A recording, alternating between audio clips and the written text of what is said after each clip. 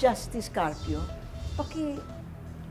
pakita nyo nga sa mga kapuso natin, ano exactly ang nakuha natin doon sa International Tribunal ruling noong July 16. Sinabi ng tribunal na all the oil, gas, and mineral resources dito In sa that area na area. ito ay exclusively it belongs to the Philippines. Okay. Except for 3 dots here, Scarborough Shoal, Makinan Reef, and Johnson South Reef, 3 dots, because sabi ng tribunal, itong tatlong features na ito, above water at high tide.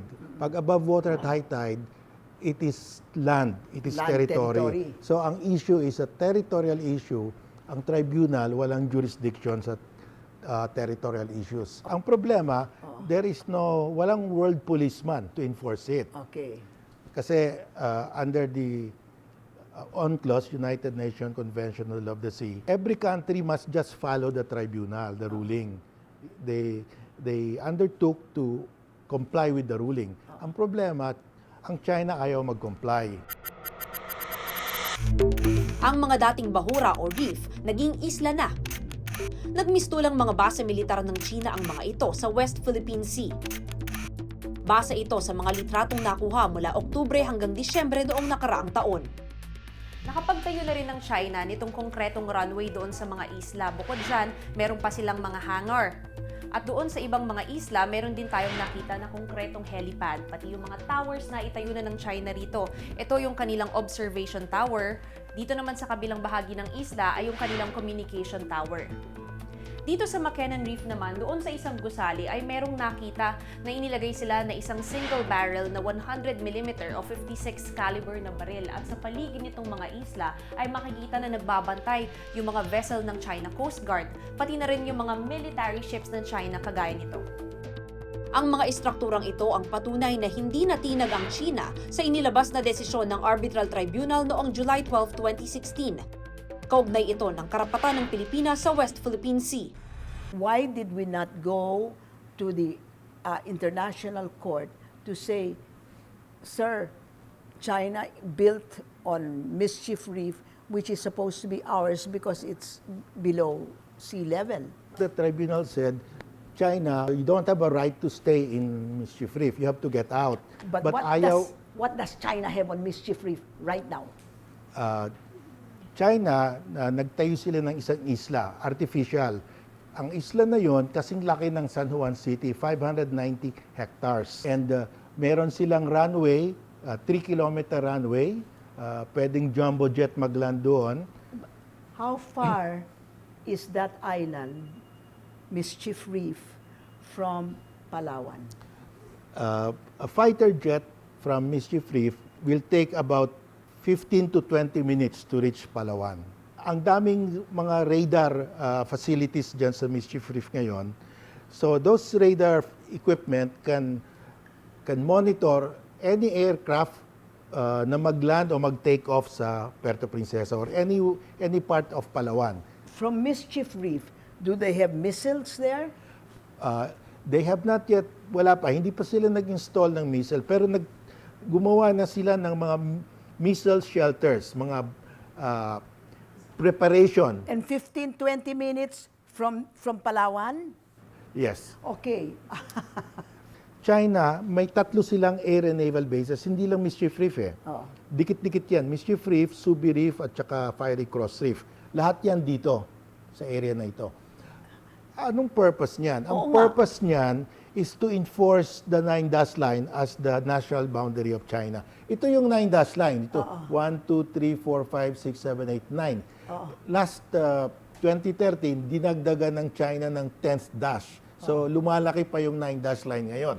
So China claims the reed bank, claims Mischief, the Sprat Reef, Everything here. everything, except that little thing there. Hindi, But wala. hindi ba sinabi na ng International Yes, Court na hindi. mali sila?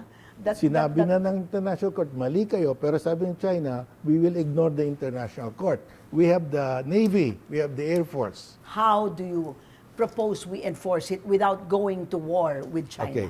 We have to fortify the ruling by asking our neighbors to adopt the ruling by state practice. Ito yung sea boundary natin sa Malaysia. Wala kasing sabi ng tribunal, walang EEZ dito sa Spratly. Ngayon, we can now sign a sea boundary agreement with Malaysia. Willing naman ang Malaysia. Willing. Pag pumirma tayo, we are adopting the ruling by state practice. Ganyan din sa Vietnam. If we sign a sea boundary, we are adopting the ruling na ma-isolate natin ang China ngayon. Ngayon, Ayan ang strategy mo. That's- We let us sign sea boundaries kasi that means that we are adopting the ruling by state practice. Okay. Okay. So Also, that seems to be a good idea. then, lahat ng mga Vietnam, Malaysia, Indonesia, Brunei, Philippines, nagkakaisa na walang isla dito na may EEZ.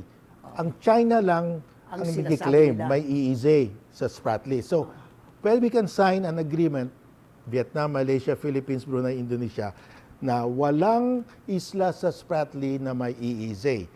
May isolate ulit yung China. Muna. So, why haven't we done it? Our government is not pushing for it. I've been trying to convince them, pero ayaw nila ngayong gumalaw pa. Bakit? Vietnam is willing to sign with us. Malaysia is, you are sure of this? They're willing to sign as far Alright. as I know.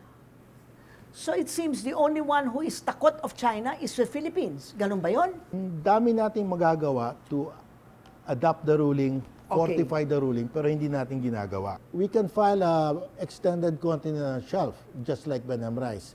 Ang only oppositor is China. Pero anong ground ng China para i-oppose yung extended continental shelf dito?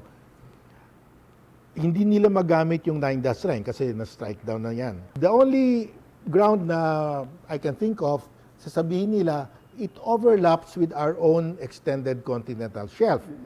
Pero maganda yon because pag sinabi ng China, nag-overlap yan sa extended continental shelf namin, ang argument nila ngayon is based on UNCLOS na, hindi na historic right. So, maganda yon. Itong favorite move ko na we will file an extended continental shelf dito because we don't have to get the consent of any country, Vietnam, Malaysia, or China. Kasi katulad dito sa Benham Rice, we just filed it. How did we do it? Nag-file lang tayo ng claim. Nobody opposed, so inaward na sa atin. Dito, let's just file it. Vietnam cannot oppose kasi malayo yung Vietnam. Only country that can oppose is China. So let's just wait. Anong gagawin ng China?